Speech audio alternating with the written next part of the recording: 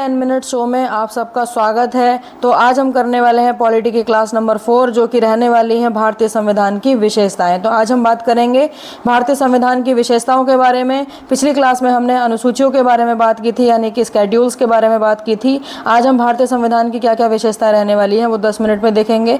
बढ़ते हैं बिना देरी किए आगे। वन लाइनर के माध्यम से हम जो है संविधान की विशेषताएं करने वाले हैं, ठीक है। तो आगे देखते हैं विशेषताएं क्या क्या है, भारतीय संविधान के मूल्य क्या क्या हैं। सबसे पहले स्वतंत्रता है, फिर समानता है, भ्रातृत्व है यानी कि बंधुता भी इसको हम कहते हैं, बंधुत्व भी हम कहते हैं, संप्रभुता है, समाजवादी, पंथ निरपेक्ष और लोकतंत्रात्मक, ये हमारे संविधान के मूल्य हैं।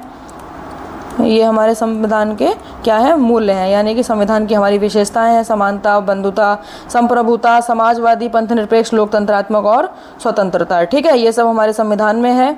तो बढ़ते हैं सबसे पहले बिना देरी किए। संविधान में हमारे राष्ट्र का उल्लेख किन नामों से किया गया है, बताएंगे। संविधान में हमारे देश को किस किस नाम से कहा जाता है। तो सिर्फ देखिए भारत के नाम बहुत सारे हैं, जम्बू द्वीप है, आर्यावर्त है, लेकिन संविधान के अनुसार हमारे जो देश के नाम है वो बस दो ही हैं, इंडिया और Bharat. India that is Bharat, India अर्थात भारत। तो इंडिया और भारत संविधान के अनुसार हमारे देश के दो ही नाम जो हैं, ठीक है। आगे देखते हैं भारतीय संविधान में किस प्रकार की शासन प्रणाली की व्यवस्था की गई है, बताएंगे। भारतीय संविधान में किस प्रकार की शासन प्रणाली है हमारी, संसदीय। किस प्रकार की शासन प्रणाली है, संसदीय जो है हमारी शासन प्रणाली है।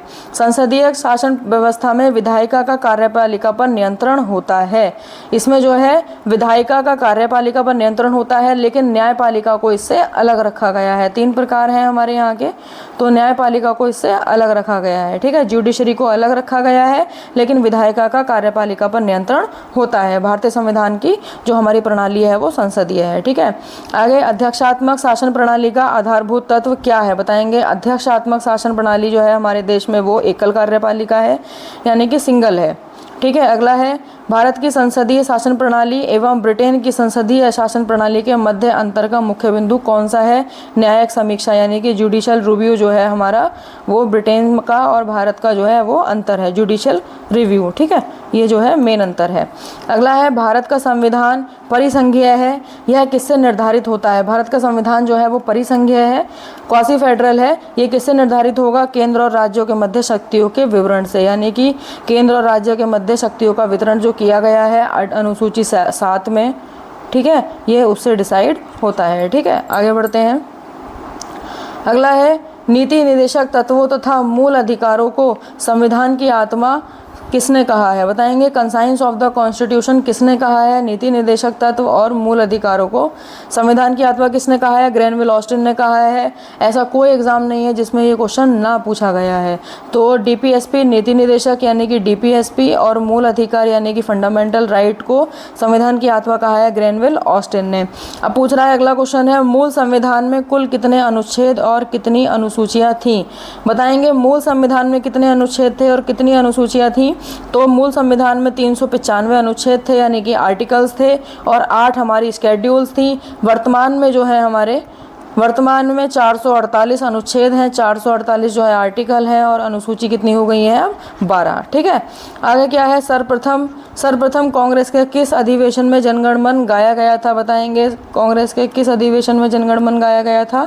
तो सबसे पहले कलकत्ता अधिवेशन 1911 में हुआ था, इसमें जो है जनगण मन गाया गया था, ठीक है। अगला है राष्ट्रगान के गायन का मानक समय कितना होता है, 52 सेकंड होता है। राष्ट्रगान जो है वो 52 सेकंड में गाया जाता है। भारतीय संविधान की जटिलता के कारण इसे वकीलों का स्वर्ग कहा गया है। भारतीय संविधान की जो जटिलता है उसके कारण जो है इसे वकीलों का स्वर्ग कहा गया है, लॉयर्स पैराडाइज कहा गया है, ठीक है। आगे बढ़ते हैं। भारतीय संविधान अधिक कठोर तथा अधिक लचीले के मध्य एक अच्छा संतुलन स्थापित करता है, यह किसका कथन है, बताएंगे। ना तो हमारा जो है संविधान ज़्यादा कठोर है, रिजिड है, ना ही ज़्यादा फ्लेक्सिबल है। तो ये किसके मध्य है, यानी कि हमारा जो संविधान है वो लचीला है, मतलब कम लचीला है, और कठोर भी नहीं है ज़्यादा और ज़्यादा लचीला भी नहीं है, ठीक है। तो ये किसका कथन है, ये है केसी वेयर का कथन है, केसी वेयर का कथन है। कथन आपको याद रखने हैं, इंपॉर्टेंट पूछता है। तो भारतीय संविधान अंशतः कठोर यानी कि कम कठोर है, और अंशतः लचीला कम लचीला है, ठीक है। अगला है भारत अर्ध संघात्मक राज्य है यानी कि क्वासी फेडरल स्टेट है, यह किसने कहा था? ये भी केसी वेयर का कथन है। ठीक है, भारत जो है क्वासी फेडरल स्टेट है। भारतीय संविधान के वृद्ध होने का क्या कारण है? बताएंगे भारतीय संविधान के वृद्ध होने का क्या कारण है? संघ तथा राज्यों का एकल संविधान जो है वो भारतीय संविधान के वृद्ध होने का कारण है। ठीक है, अगला कथन देखेंगे, अपनी राष्ट्रवादी प्रतिक्रिया में भारतीय संविधान के निर्माताओं ने अल्पसंख्यकों के हितों तथा भावनाओं के महत्व को कम करके आंका है। यह कथन किसका है? तो ये सर आइवर जेनिंग्स का कथन है। अपनी राष्ट्रवादी प्रतिक्रिया में भारतीय संविधान के निर्माताओं ने अल्पसंख्यकों के हितों और भावनाओं के महत्व को कम करके आंका है, तो कथन है आइवर जेनिंग्स का। ठीक है, आगे देखते हैं, भारत में राजनीतिक सत्ता का प्रमुख कौन होता है? बताएंगे कौन होता है? भारत में राजनीतिक सत्ता का प्रमुख है तो जनता है। जनता जो है मोस्ट इम्पॉर्टेंट है भारत में, तो राजनीतिक सत्ता का प्रमुख स्रोत जो है वो जनता है, क्योंकि जनता ही फैसला करती है कि सत्ता में राजनीति में कौन आएगा। ठीक है, हमारे यहाँ जो है गणतंत्रात्मक जो है व्यवस्था है, लोकतंत्रात्मक व्यवस्था है, इसलिए जनता जो है प्रमुख स्रोत है। ठीक है, आगे देखते हैं, कोई भी संविधान कितना भी अच्छा क्यों ना हो, यदि उसे क्रियान्वित करने वाले बुरे व्यक्ति हैं तो संविधान भी बुरा ही हो जाएगा।